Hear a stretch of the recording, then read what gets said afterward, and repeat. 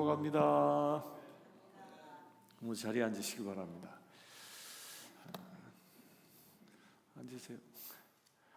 앉으세요.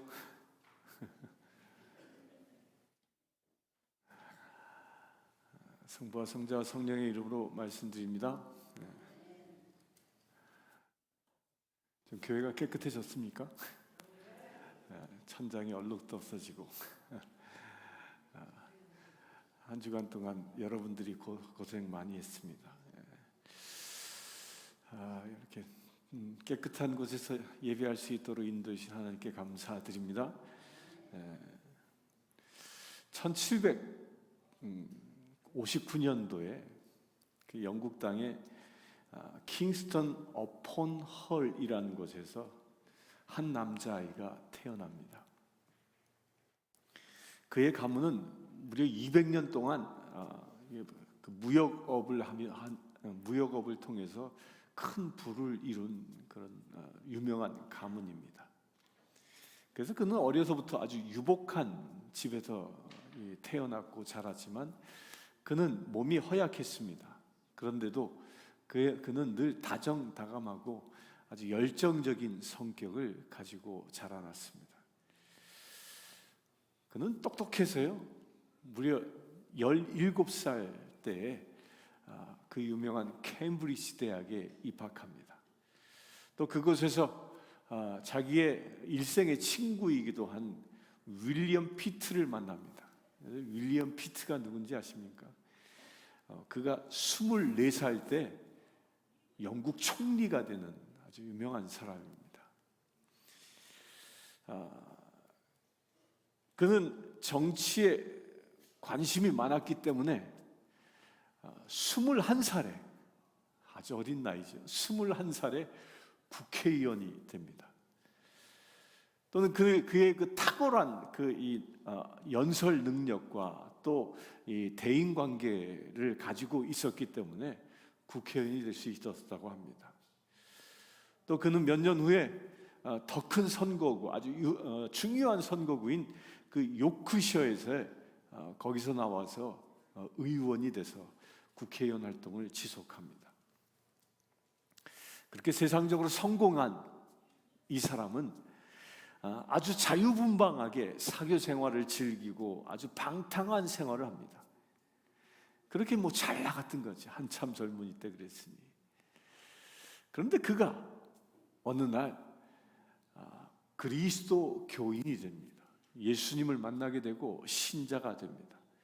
그래 그가 변화되기 시작했습니다. 신앙을 가진 후에 그는 내면에서 아주 영적인 갈등들이 늘 일어나서 하나 결단을 합니다. 그동안 상류층 사회에서 그 인사들이 다녔던 그 사교 클럽들을 다 탈퇴해버리고 또 늘 즐겼던 이 카드놀이, 이 도박, 또 이 댄스, 이런 그 영국의 그 문화들 있잖아요. 그런 것들 다 끊어버리고, 또 그때 당시에는요, 영화는 없었지만 이 극장에서 연극이 성행했는데 아주 음란하기 그지없는 그런 연극들이었다고 해요. 그런 것도 늘 즐겨가서 보았는데 다 끊어버립니다. 그는 그때부터 아주 경건하고 모범적인 신앙생활, 모범적인 삶을 살기로 결단합니다. 그래서 열심히 성경을 읽고 또한 책을 읽으며 그의 교양과 신앙을 날마다 성숙시켜 나갔습니다. 1785년 그가 25살 되던 해였습니다. 그는 당시에 영국의 의회에서 의원을 일하고 있었고, 그렇기 때문에 그는 이제는 이 모든 걸 다 의원 일들을 다 내려놓고 내가 신학의 길을 가야 할까? 성직자가 될까? 이것을 놓고 진지하게 고민하기 시작했습니다. 그러다가 그가 존 뉴턴 이 목사님을 찾아갑니다. 존 뉴턴이 누군지 아시죠? 아주 유명한 분입니다. 그 존 뉴턴이 누구냐면 한때는 이 사람은 노예 무역 상인이었다가 예수님을 만나고 회심해서 그가 찬송가, 아주 유명한 찬송가 하나를 쓰게 됩니다. 그게 뭐냐면 새 찬송가의 305장에 있는 나 같은 죄인 살리심. 그 찬송가를 쓴 이 존 뉴턴, 이 사람을 찾아갑니다. 그래서 그에게, 존 뉴턴 목사님에게 이 젊은이가 상담을 합니다. 내가 신학교를 가면 좋겠습니까? 제게 부르심이 있는 것 같습니까? 이렇게 상담을 하니까, 그러자 이 존 뉴턴 목사님이 이렇게 대답합니다. 여보게, 하나님은 신학교에 가는 것 이상으로 더 중요한 부르심이 있어서 당신을 영국의 의회에 보낸 것이요. 그렇게 말하면서 신학교 가는 것을 만류하고 의회에서 하나님의 일을 하라고 권면합니다. 1786년에 그는 평생을 두고 이 의회에서 하나님의 일을 해야 되겠다라고 중대한 결심을 합니다. 그것이 무엇이었냐면요, 노예 무역을 근절하는 것과 또 영국 사회의 이 잘못된 관습들을 법으로 다 고치기로 결정한 겁니다. 25밖에 되지 않는 젊은 청년이 당시 최고의 해군력을 보유했던 그 영국은요, 그 해군력을 배경으로 뭘 했냐면 아프리카에서 흑인들을 데려다가 이 북미에, 이 미국 땅에 또 영국 땅에 팔아먹는 그런 핵심적인 역할을 영국이 했었습니다. 이 영화에도 나오죠. 그 열악한 환경에서 이 잡힌 흑인들이 아주 비인간적인 대우로 배에 실려서, 어떻게 실려가요? 이 칸칸이 마치 책꽂이처럼 이렇게 층을 만들어 거기 사람을 밀어 넣잖아요. 거기 꼼짝달싹도 못하고, 그리고 대서양을 건너 오게 합니다. 그렇게 항해 도중에 이 흑인들이, 그렇게 잡혀가는 흑인들이 무려 25% 사람들이 그 배에서 죽습니다. 그렇게 살인적인 노예 수송을 해왔습니다. 그런데 영국 정부에서요, 그것을 묵인했습니다. 왜냐하면 돈 때문이었습니다. 경제적인 이유 때문에. 영국 정부가 당시에 약 그 150년 동안 노예 무역업을 했는데, 이 노예 무역업을 통해서 몇 명을 아프리카에서 팔아먹었냐면요, 무려 200만 명을 잡아갑니다. 그 200만 명의 노예를 수송했는데, 이렇게 매해 노예를 잡아다 팔아서 생기는 수익이 영국 전체 수익의 얼마였냐면 무려 영국 전체 수익의 3분의 1이었습니다. GDP의 3분의 1이에요. 어마어마한 돈이 걸려있는 사업이었던 거죠. 그렇기 때문에 이 노예제도 지지파들은요, 아주 막강한 이 상인들로 구성되어져 있었고, 또 당시에 최고의 그 해군 사령관이었던 넬슨 제독, 이들, 또 식민지의 그 기득권 세력들, 왕족들, 이런 사람들이 노예 제도를 아주 열렬히 지지하고 있었습니다. 왜? 그것이 돈이었으니까. 그래서 이들은 노예 무역을 반대하는 세력들을 놓고 뭐라고 얘기했냐면, 그들은 매국노다라고 공격했습니다. 이런 상황에서 이 젊은이는 노예 무역을 없애버려야 한다라고 말했고, 이 행동은 마치 달걀로 뭐 치는 것 같을까요? 바위 치는 것 같은. 아무도 듣지 않았습니다. 하지만 그는 기독교 국가를 자처하는 이 영국이 황금에 눈이 멀어 노예 제도를 갖고 있다니, 이런 악행을 저지르고도 오래 살아남은 제국은 역사상 찾아볼 수 없다라고 외치며, 무려 영국 국회의회에서 이 주제를 가지고 이 사람이 몇 번을 논쟁을 했냐면요, 무려 150번을 합니다. 기회만 되면 그냥 나와서 얘기하는 거예요. 이게 몇 년 걸렸냐면, 끊임없이 노예 제도를 철폐해야 한다, 노예 무역을 금지해야 한다, 이 이야기를 무려 20년간 합니다. 대단한 끈기를 가지고 있는 거죠. 그 20년간 국회에서 노예 무역을 금지하는 법안을 만들어야 한다고 주장했다가 드디어 1807년도에 노예 무역 폐지 법안이 국회에서 통과됩니다. 한 젊은이의 승리인 거지요. 그리고 1833년에는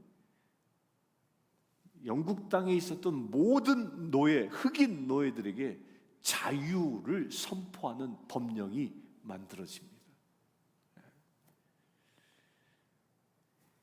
이 노예의 자유를 선포하는 이 법령이 선포된 사흘 만에 이 의원은 74세에 이르기로 하나님께 부름 받습니다. 이 사람이 누구냐면 윌리엄 웰버포스라는 사람입니다. 사교계, 정치계의 윌리엄 웰버포스가 예수님을 만나게 되고, 그 예수님을 만나서 치열한 삶의 현장에서, 그 국회에서 일할 소명을 발견했던 것입니다. 이 한 사람의 헌신이 노예 제도가 세상에서 사라지게 됩니다. 그 이후에 영국에 이어서 미국에서도 1865년도에 노예들이 해방되어집니다. 윌리엄 웰버포스 한 사람의 노력이 전 세계의 노예 제도를 근저시킨 겁니다. 부르심을 받은 한 사람의 그 회심, 그 한 사람의 회심이 전 세계의 노예를 해방시킨 것이죠.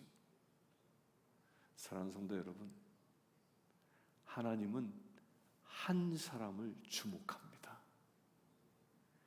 여기 계신 한 사람 한 사람을 지금도 바라보고 계십니다. 왜냐하면 한 사람의 회심을 통해서 지구상에서 노예 제도가 폐지되어지고 수많은 노예가 해방됐듯이, 또한 한 사람, 모세라는 한 사람의 회심을 통해서 이스라엘이 에집트에서 출애굽한 것인 거죠. 이처럼 한 사람의 회심이 역사를 바꾸는 것입니다. 여러분들도 그 한 사람에 속한 줄 믿으시길 축원합니다. 여러분들의 회심을 통하여 여러분들의 가정과 여러분들이 살고 있는 직장과 여러분들의 사회가, 이 사회가 바뀔 줄 믿습니다. 오늘 본문에 보면, 오늘 읽은 성경에서도 한 사람이 소개되어집니다. 그게 누구였습니까? 우리 좀 전에 성경 읽었죠? 글쎄 다 잊어버렸어.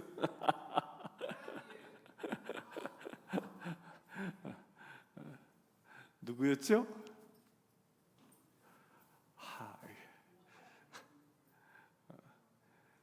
누구였죠?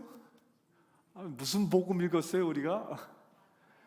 마태복음 읽었잖아요. 마태를 부르시는 장면. 그 마태의 직업은 뭐였습니까? 마태의 직업, 큰일 났네. 그냥 다들 고개만 다 숙이고 있고. 예? 뭐요? 마태의 직업이 뭐예요? 마태의 직업, 제자가 되기 전에 마태의 직업은 세리였습니다. 세관 공무원이었어요. 세리였어요. 그는 가버나움이라는 갈릴리 옆 그 마을에서 세관을 차려놓고 백성들의 고혈을 짜서 로마에 충성하는 유대인의 관점에서 보면 죄인 중에 죄인이었습니다. 이 마태의 이 본래 이름은요, 이 마가복음과 누가복음에 보면 거기는 마태라고 얘기하지 않고 레위라고 얘기합니다. 그러니까 마가복음과 누가복음을 읽다가 제자 이름 레위가 나오면 이게 마태구나 라고 알아보시길 바랍니다. 동일한 인물이에요. 이 레위라고 하는 그 이름은요, 그가 세리가 되기 전에는 레위 지파에 속해 있는 사람이었음을 암시하고 있는 겁니다. 그래서 많은 신학자들은 마태가 세리로 변절하기 전에는 아마도 그는 레위인으로 제사장 직분을 감당했던 사람이었을 것이다 라고 추론합니다. 그 이유 중에 하나가 마태복음은 율법을 가장 정통한 사람이 쓰고 있는 거기 때문에 그렇습니다. 그런 레위인이었던 마태가 왜 세리가 됐겠습니까? 왜? 비록 사람들의 눈총을 받고 산다 해도 재물만 있으면 모든 것이 보상된다고 생각하는 이 현실주의적인 입장, 이거 우리 모습 같지 않습니까? 신앙은 없어도 돈만 많으면 잘 살 수 있지, 이런 생각. 아니면 동족에게 부당한 세금을 징수하는 그릇된 관행을, 그 관행들의 그 세관들의 행위를 내가 한번 변형시켜보자, 이런 순수한 개혁자였을지는 알지 못합니다. 그러나 그는 분명히 뭐였습니까? 세리였습니다. 그 세리였던 그가 예수님의 제자가 되면서 이름이 바뀐 겁니다. 레위에서 뭐로 이름이 바뀌었어요? 이제는 조금 더 기억을 하시네. 마태로 이름이 바뀌었습니다. 마태라는 이름의 뜻이 뭔지 아세요? 마태라는 이름의 뜻은 하나님의 선물이란 뜻이에요. 하나님의 선물. 레위가 세리였지만 그가 회심하자 뭐가 됐습니까? 하나님의 선물이 된 겁니다. 이것은 마치 시몬이라는 사람을 예수님께서 만났을 때 너는 이제 베드로, 게파라, 새로 이름을 지어진 것처럼, 사울이 바울 되어진 것처럼, 세리에서 제자로의 변화를 그의 이름의 계명을 통해서 보여지고 있는 겁니다. 마태는 가버나움에 살면서 세관으로 일을 했던 사람입니다. 그는 이미 가버나움을 중심으로 활동하고 계셨던 예수님에 관한 그 이야기, 소문들을 많이 들었을 겁니다. 그런 그에게 로마의 세관으로 지금도 가버나움 한 구퉁이에서 세관 테이블을 차려놓고 세금을 걷고 있던 그에게 예수님이 다가갑니다. 그리고 예수님은 그 마태를 바라보고 뭐라고 하셨을까요? 우리 좀 전에 성경에 읽은 겁니다. 뭐라고요? 나를 따르라. 다른 얘기 하지 않았습니다. 딱 보고 나를 따르라. 저는 이 말씀을 묵상하면서 이런 생각이 머리에 떠올랐습니다. 예수님은요, 마태를 찾아갔던 그 예수님은요, 지금도 저와 여러분들을 찾아오십니다. 어떻게 찾아오십니까? 그리스도의 영 되신 성령으로 찾아오십니다. 그리고 그분은 우리 안에 내주하면서 내 안에서 나에게 말씀하십니다. 뭐라고 말씀하실까요? 나를 따르라. 나를 따르라. 그렇습니다. 2000년 전에 마태를 찾아가신 그 예수님이 성령 하나님으로 지금 우리들을 찾아오신 것입니다. 이것을 믿으시길 축원합니다. 그리고 우리를 지금 부르고 계십니다. 뭐라고 부르신다고요? 나를 따르라. 나를 따르라. 이 말씀에 아멘으로 응답하시길 축원합니다. 이 주님의 부르심에 아멘으로 응답할 때 우리는 진정한 그리스도인이 되는 것입니다. 마태를 부르신 예수님이 그 마태와 더불어 부르신 다음에 제일 첫 번째 하신 일이 무엇일까요? 이것은요, 주님을 따른다라는 것이 무엇인지를 암시하고 있기 때문에 중요한 말씀입니다. 무엇 하셨지요? 마태를 찾아가 나를 따르라. 그러고 나서 예수님이 무엇했다고 성경이 기록합니까? 그의 집에 가셨습니다. 누구 집에? 마태 집에 가셨습니다. 그 마태 집에 가서 하신 일이 뭐였습니까? 뭐 하셨죠? 뭐 하셨죠? 음식을 잡수셨어요. 음식을 함께 나눴습니다. 예수님께서 마태를 부르시고 나서 그 집에 가서 뭐 설교하고 뭐 이런 게 아니에요. 그냥 음식을 잡수셨다? 이게 도대체 무슨 의미이겠습니까? 나를 따르라 해놓고 마태 집에 가서 방문하셨다? 이게 도대체 뭐냐는 거예요. 나를 따르라 그러면 마태가 예수님을 따라가야지. 오히려 그렇지 않고 예수님이 누굴 따라간 거예요? 마태를 따라 마태 집에 가신 거예요. 이게 무슨 뜻이냐는 거예요. 여러분들은 이 구절을 들으면 무슨 생각이 떠오릅니까? 기껏 나를 따르라 그래 놓고 왜 우리 집에 와? 왜 나를 따라와? 저도 이 말씀을 묵상하면서 이런 생각이 떠올랐습니다. 마태의 본래 이름이 뭐였죠? 마태의 본래 이름이 뭐였죠? 레위. 레위 지파로서 어쩌면 그는 제사장의 직분도 수행했을 것입니다. 그러나 그 마태는 로마의 식민지가 된 이스라엘에 더 이상 희망을 두지 않았던 겁니다. 세계의 패권 국가인 로마로부터 이스라엘의 독립이란 꿈도 꿀 수 없는 일이었던 겁니다. 그래서 레위로서 구약의 말씀은 잘 알고 있었지만 그 현실은 구약의 예언이 성취될 것 같아 보이지 않았던 겁니다. 그래서 마태가 선택한 것입니다. 무엇을 선택했을까요? 예언의 말씀을 선택한 게 아니라 현실을 선택한 겁니다. 그리하여 로마의 하수인이 돼서 친로마파로 살아간다면 부귀영화가 보장되기 때문에 현실을 선택한 겁니다.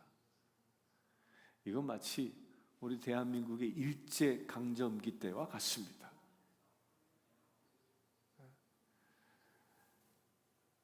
늘 그 3.1 운동 때 독립선언문을 쓴 사람이 몇 명인지 아세요? 네? 33명이에요. 33명이 3.1 운동 때 독립선언문을 쓰고 갖다 서명을 했습니다. 근데 그 33명 중에 해방될 때까지 친일파가 되지 않은 사람은 몇 명일까요? 네? 다 변절했습니다. 딱 한 사람 빼고, 딱 한 사람 빼놓고 나머지는 다 친일파가 됐습니다. 왜 그런지 아세요? 30년이 넘어도 해방될 기미가 보이지 않았기 때문에. 그래서 그들은 독립을 포기한 겁니다. 레위였던 이 마태도 그랬던 겁니다. 아니, 로마를 보니까 너무 커. 이 로마로부터 해방된다는 것은 상상할 수 없는 일이야. 그래서 그는 현실을 선택한 겁니다. 그래서 그는 레위인이라는 그 사명을 버리고 돈을 많이 벌 수 있는 세리가 된 겁니다. 그리고 말씀을 저버리고 철저히 현실에 안주하며 살아갔던 사람이 마태였던 겁니다. 근데 어쩌면요, 이 마태 모습이 지금 나의 모습 같지 않습니까? 우리도 어느 순간부터 예수님이 다시 오신다는 이 재림에 대한 관심이 내 머릿속에 사라졌습니다. 제가 한번 묻겠습니다. 아침에 딱 여러분들 일어나시면 제일 먼저 무슨 생각하십니까? 무슨 생각하세요? 주부들은 그 생각할 거예요. 아침밥 뭐 하지? 그런데요, 재림에 대한 신앙을 가진 사람은요, 눈을 딱 뜨면 오늘 주님 오시려나 기대감 갖고 삽니다.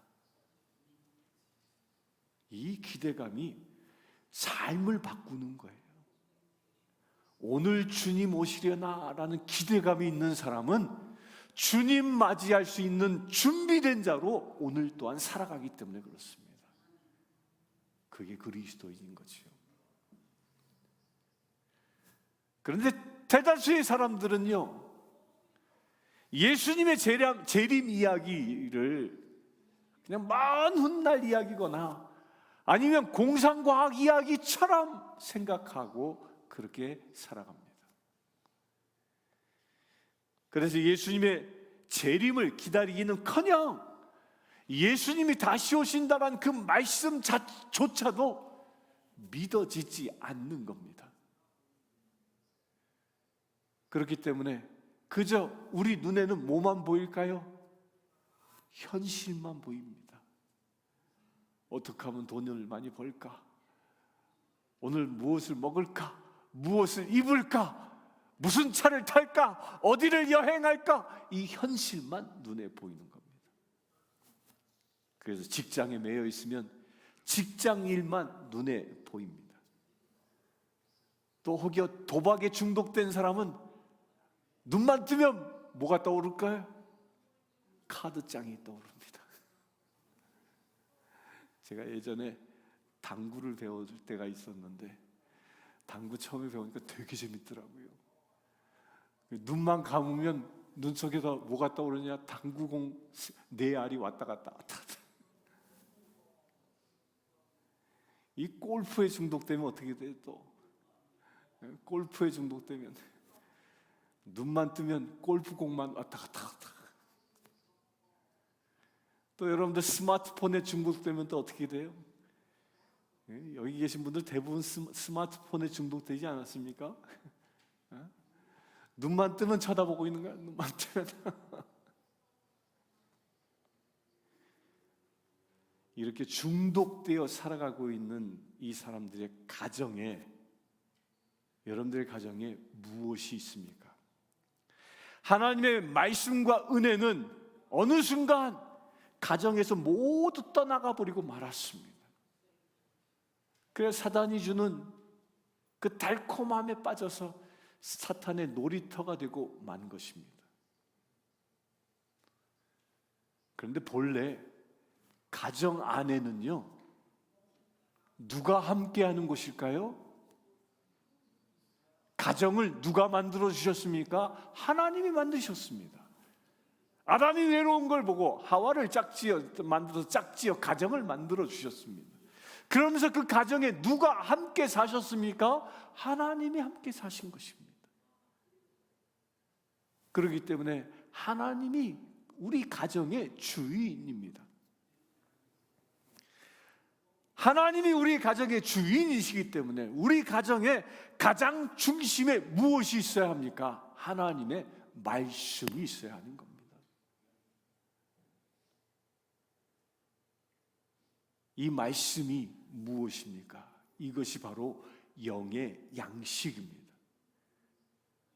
따라서 가정 안에선 이 영의 양식을 함께 먹고 나누는 곳이라는 겁니다. 그것이 가정입니다. 부부지간에, 남편과 아내, 부모 자식 간에 무엇을 나눠야 한다고요? 말씀을 나눠야 하는 겁니다. 아멘이십니까? 우리 이제 도미니코 우리 목사님 여기 와 계시는데, 우리 도미니코 목사님이 얼마 전에 저한테 이런 얘기를 하시는 거예요. 자기가 아르헨티나에서 신학교를 다닐 때 이렇게 합숙 생활을 하는데 밥을 먹으러 가면 줄을 쫙 서게 한대요, 식당에. 그리고 그날 외울 말씀을 그 식당 앞에서 다 외우면 들어가서 밥 먹게 하고 못 외우면 밥 안 주고 그랬다는 거예요.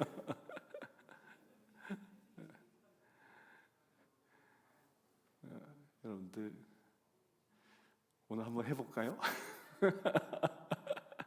제가 저 식당 앞에 서가지고 오늘 설교의 주제 말씀이 뭐였습니까? 이렇게 물어보면 뭐라고 답할까? 나를 따르라. 부르심.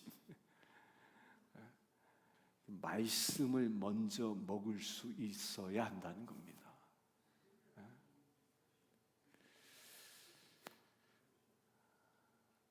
그래서 예수님은 마태를 처음 만나자마자 제일 먼저 어디 가셨어요? 그 마태의 가정에 가신 겁니다. 그곳에서 모든 사람들과 함께 식사를 하시고 음식을 나누었습니다. 왜? 그 음식을 나눈다라는 것은 생명을 나누는 의미가 있기 때문입니다. 이것이 예수님의 사역입니다. 레위라는 죄인을 부르시고 그 집을 방문하셔서 그 집에서 음식을 나누시고, 그렇게 음식을 함께 나누고 나니까 레위가 마태가 되는 것입니다. 그 세리가 제자로 거듭나게 되는 것입니다. 마태의 집이 제자로 거듭나는 그 첫 번째 장소가 된 것입니다. 주님께 부르심을 받았다면 주님은 마태처럼 여러분들의 가정을 제일 먼저 변화시키기를 원하신다는 겁니다. 오직 주님의 말씀이 살아 숨쉬는 가정으로 회복되기를 주님은 원하십니다. 아멘이십니까? 오직 하나님의 사랑이 가득한 가정으로 회복되기를 주님은 원하십니다. 그리하여 우리 가정이 하나님의 작은 교회 되기를 원하시는 것입니다. 아멘이십니까? 사랑하는 성도 여러분, 여러분 모두 주님께로부터 마태처럼 부름받은 사람이라는 것을 믿으시길 축원합니다. 그래야 우리는 세리처럼 이제 세상에 속한 자가 아닌 것입니다. 우리는 하나님의 부르심에 응답했기 때문에 우리는 이제 하늘에 속한 자가 된 것입니다. 레위가 마태가 된 것처럼. 아멘이십니까? 나를 부르신 주님이 나의 집에 오셔서 나의 집이 생명의 양식을 나누는 곳 되기를 축원합니다. 여러분들 가정이 모든 가족들이 생명의 양식을 나눌 수 있게 되길 축원합니다. 우리 오 권사님은 그럴 거예요. 아니, 나는 혼자 사는데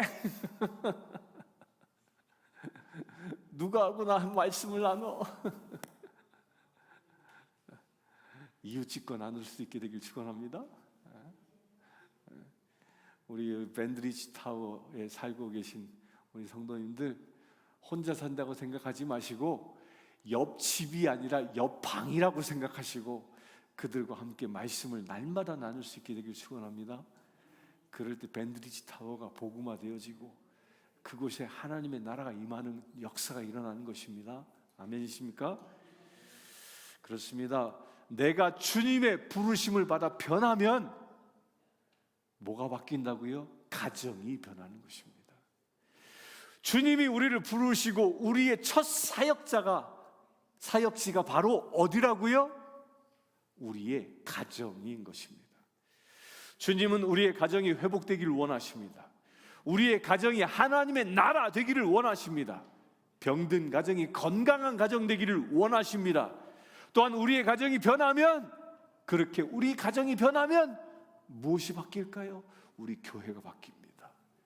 우리 교회가 바뀌면 우리가 살고 있는 이 사회가 바뀌는 것입니다. 이렇게 우리 한 사람의 가정이 거듭나게 되면요, 우리가 살고 있는 이 내11이 변화되어진 역사가 일어나는 것입니다. 윌리엄 윌버포스, 그가 거듭나, 이 한 사람의 거듭남을 통해서 노예들이 해방되어진 역사가 일어났듯이 여러분들 한 사람 한 사람이 거듭나면요, 사탄의 노예로 살아가고 있는 사람들의 그 결박이 끊어질 줄 믿습니다. 우리가 살고 있는 이곳에 진정한 자유를 누리는 그 주님의 자녀들이 날마다 예배드리는 날이 올 줄 믿습니다. 이것이 부흥입니다. 이것이 부흥이에요.